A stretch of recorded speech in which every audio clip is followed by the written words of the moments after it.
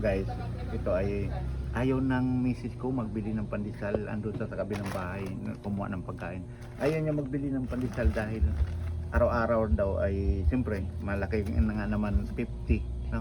Kaso lang ginagamit ng anak ko pag halimbawa nagkuha ng paninda ay kumakain ng pandesal para pang pawala sa antok, no?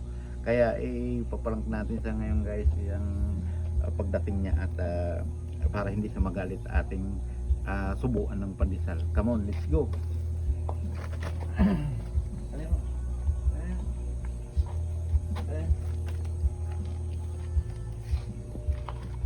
Ayan na sa guys.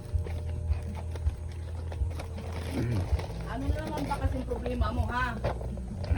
Ito. Oh, ano, may reklamo?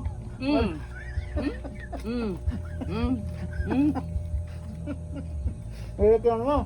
Diyan. Kasi kung Kumuha na ako ng kanin sa bahay, nagpandesal ka pa. kasi ginagamit ng mga anak mo. Ginagamit ng mga anak mo. Mga anak mo o ikaw? Siyempre, pupunta sa trabaho, halimbawa, mamili mo yung anak mo, nakamotor. Ito lang kanyang pampawala ng antok. Kaya, Wala na yan sa kape, magkape ka na. Bumili Dito ka naman pa sa rin tubig, kami. dala ko.